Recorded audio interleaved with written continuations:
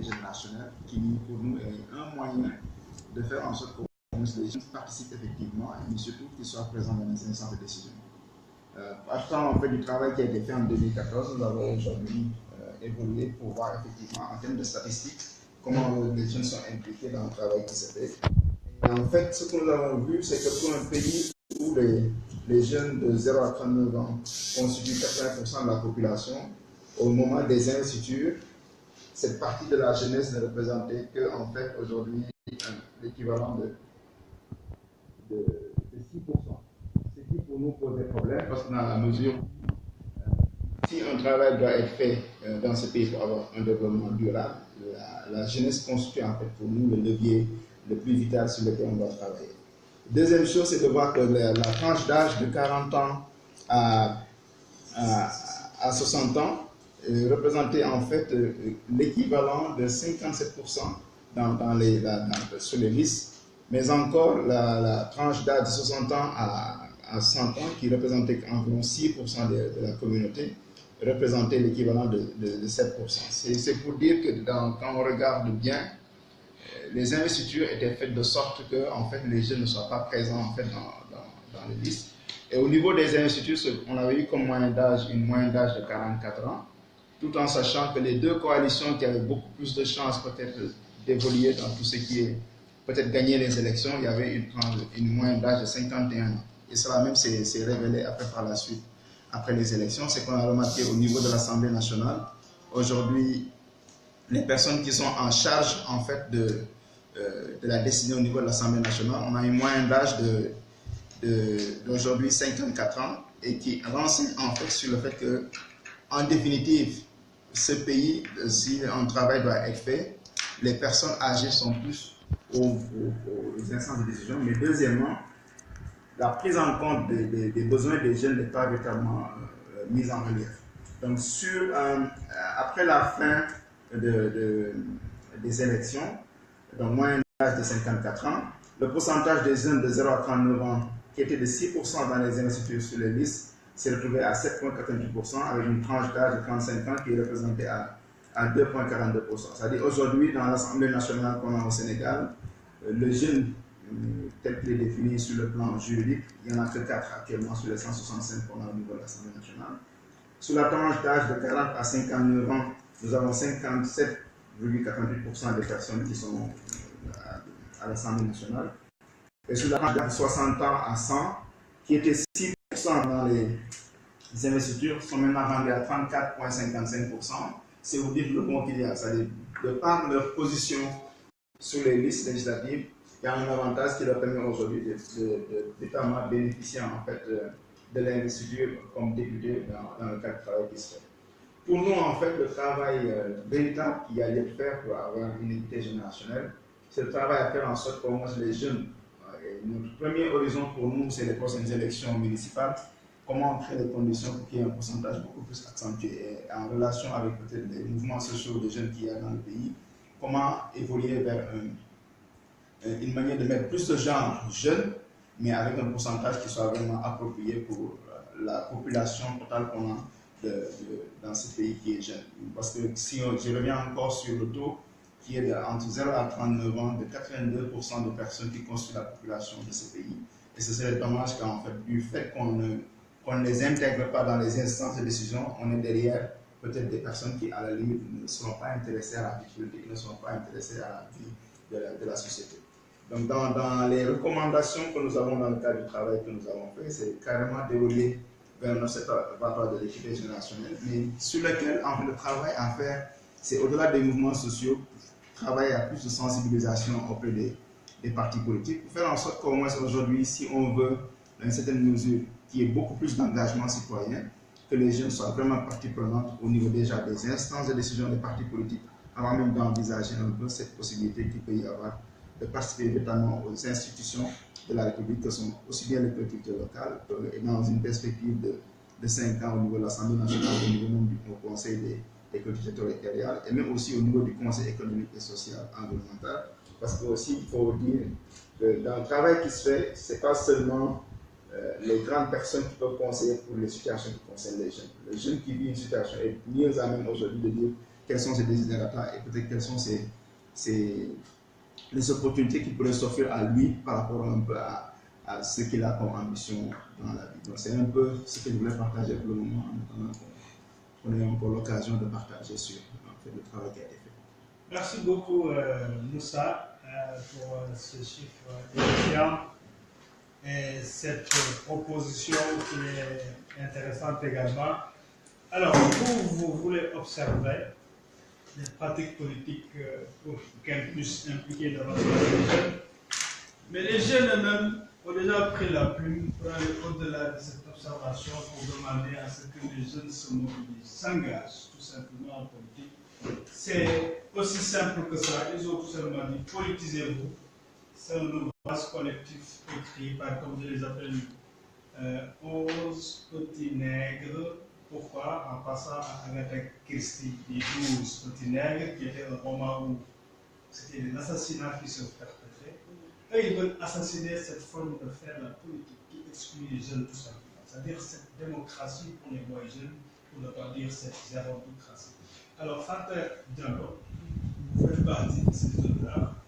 Qu'est-ce qui vous a amené à écrire cela et quel est le message en fait, que vous voulez partager avec les jeunes? Merci beaucoup, Liman. Je salue tout le monde, je salue les téléspectateurs aussi.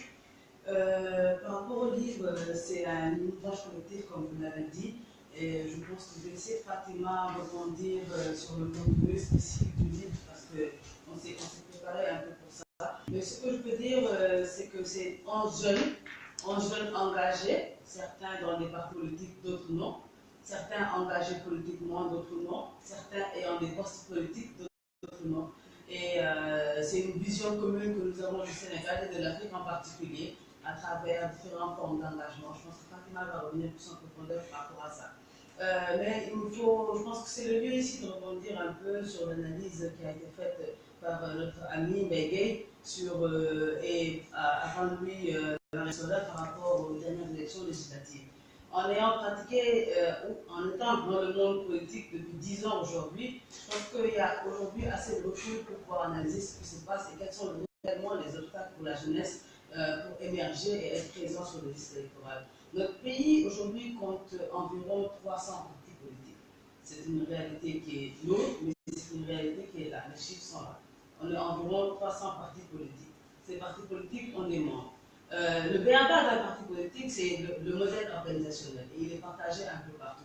C'est la section, c'est la coordination, c'est le département, c'est la région, c'est le national. Et à tous ces niveaux, vous avez des jeunes qui sont représentés, vous avez le responsable des jeunes, à tous ces niveaux-là. Donc les jeunes sont bien présents, les structures jeunes sont bel et bien là. Qu'est-ce qui freine réellement la représentativité des jeunes? Nous avons assisté à un nouveau type de politique depuis l'avènement de l'alternance. Maître Wade a réussi à mettre en place ces grandes alliances. Vous avez aujourd'hui au Sénégal, je pense qu'à partir de 2000, il n'y a pas un parti qui est parti seul aux élections. Vous avez de grandes alliances avec de grandes entités, de grosses forces politiques qui vont aux élections. Et à ce niveau-là, il y a un partage de postes qui se fait. Il y a une distribution.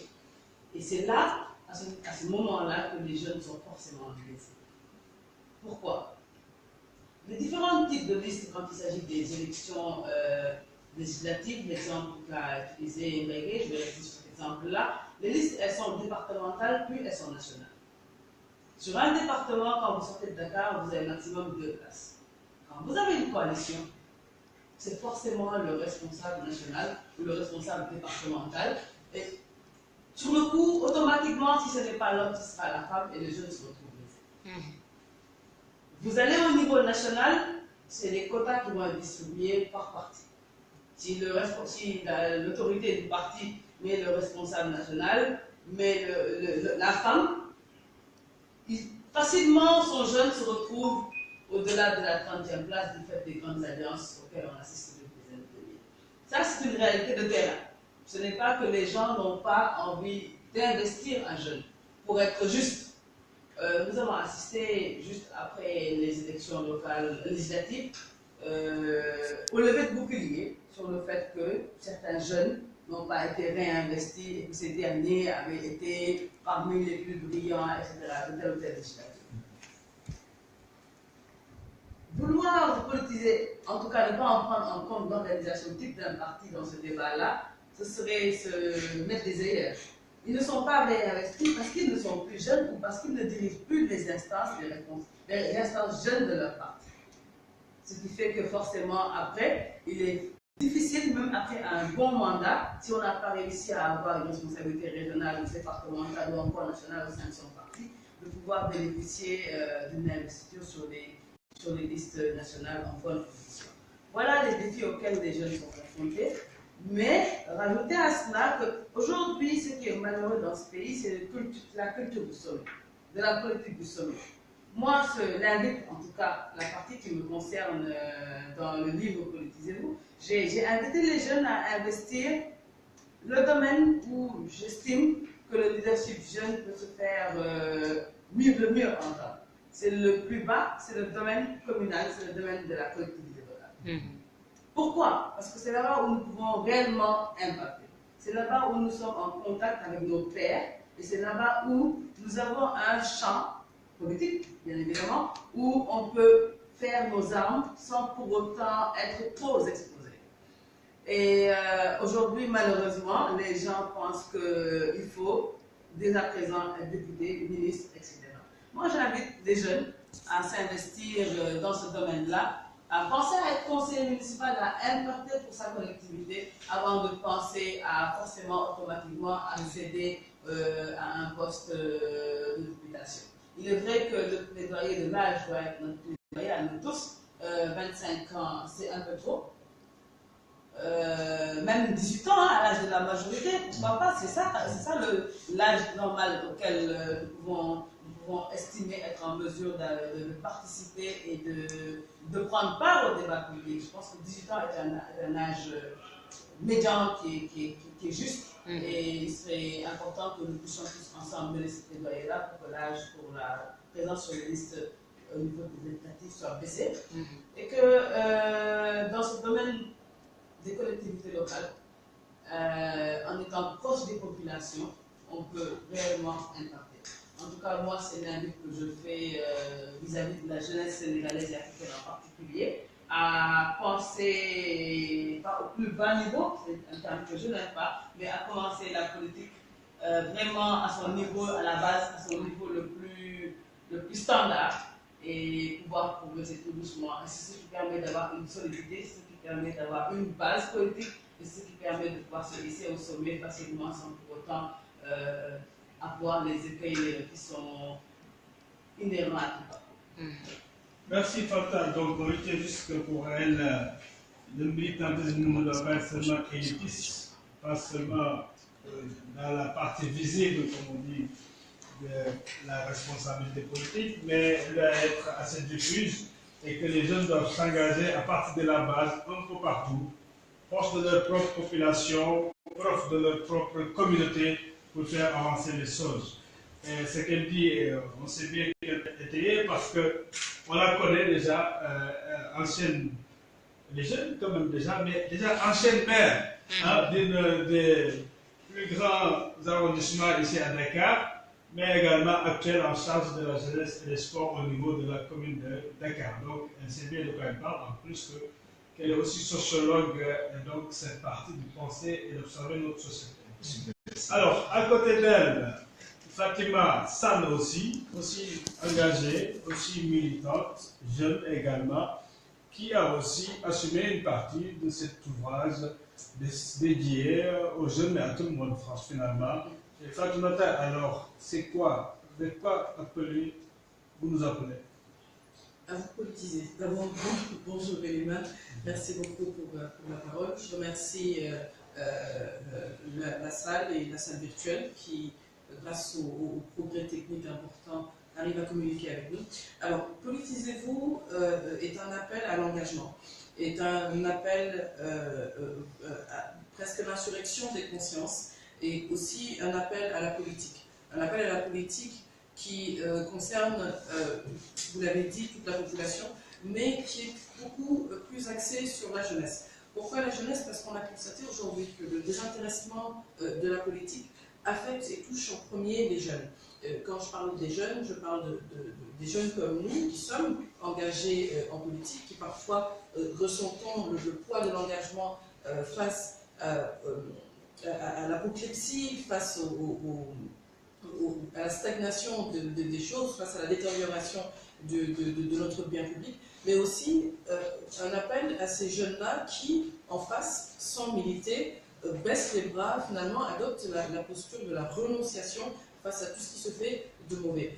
Je pense que Fanta, précédemment, a bien cerné les contours de Politisez-vous, mais surtout, Politisez-vous côté jeunesse. Et M. Mbaïgué, le doyen Mbaïgué, ici présent, j'ai adoré les chiffres parce que justement ma partie dans le livre concerne la représentation des jeunes à l'Assemblée nationale, l'exemple sur lequel nous sommes partis, et j'ai pu constater, merci encore une fois, avec ces nouveaux chiffres qui concernent la législature de 2017, qu'il n'y a eu peu ou pas de changement, en tout cas, entre 2012 et 2017. En 2012, l'âge moyen des députés de notre Assemblée était varié entre 55 et 60 ans, donc était de 54-55 ans, pour une population sénégalaise qui a un âge moyen de 19 ans. C'est-à-dire que, comme vous l'avez dit, il y a au moins 90% de la population qui n'est pas représentée à cette Assemblée nationale. Si on a remis le même schéma, c'est que peut-être, même pas peut-être, de manière très certaine, ces paramètres très importants, ces chiffres très pertinents n'ont pas été pris en compte. C'est dire que la jeunesse n'a pas été prise en compte. Pourquoi? J'embraye tout de suite sur l'exposé de Fanta qui a expliqué de manière très pertinente comment, par le truchement des textes ou par le jeu d'alliance au sein de nos propres partis politiques, les jeunes se trouvent lésés. Et inutile de revenir sur ce qu'elle a dit, je pense que des solutions peuvent être apportées avec un peu de bonne volonté quand même de vouloir changer les choses. Il faudrait déjà, à l'intérieur de nos partis politiques, reculer l'âge, comme on l'a dit autour de cette table, de 35 ans, qui est l'âge limite du militant, à 25 ou 24 ans. Et de la même manière qu'on recule l'âge pour la jeunesse, fixer un âge plafond maximum pour ceux qui sont au sommet. On ne comprend pas pourquoi on nous cantonnerait, nous jeunes, à un âge limite de 35 ans, qui est déjà assez vieux pour un jeune quand même, 35 ans, et que de l'autre côté, on permette à ceux qui y sont de s'y maintenir autant qu'ils le souhaiteraient. C'est déjà plomber la jeunesse dans ces mouvements, et c'est aussi plomber l'activité même du parti, sur laquelle aussi le rôle des jeunes est cantonné à quoi? L'animation, ou parfois, voilà, l'animation, la mobilisation, et on nous enjoint parfois de manière très péjorative d'aller défendre le parti et défendre les intérêts du parti. La jeunesse d'un pays sert à défendre les intérêts d'un pays, pas d'un parti. Défendre les intérêts d'un pays, c'est d'aller répondre à celui qui a attaqué le chef du parti. Le chef de parti attaqué peut répondre à lui-même. La jeunesse n'est pas un jeune politique et doit rester engagée pour son pays à travers peut-être un parti politique, pour ceux qui militent dans le parti politique, mais ne doit pas perdre de vue que la mauvaise utilisation de sa force plombe le pays dans son entité. Et voilà un peu les petites recommandations que moi j'avais à apporter. Bien sûr, favoriser les jeunes dans les partis politiques. Aussi, enjoindre un jeune à chaque poste de décision pour qu'il puisse déjà se familiariser avec les mécanismes de décision et aussi, de manière psychologique, le préparer à la relève. Mariam l'a dit, politiquement engagé mais techniquement compétent, et bien la compétence, elle se gagne par l'expérience, et l'expérience, c'est d'avoir un jeune à côté de chaque poste de décision pour qu'il puisse déjà apprendre et qu'il puisse le lendemain servir la communauté de manière convenable et optimale. Voilà en gros ce que j'avais à dire sur la place des jeunes en politique de manière générale et de manière particulière lors des élections au sein de leur parti politique. Et je vous remercie pour l'invitation. Merci beaucoup. Donc, il faut davantage creuser le plancher.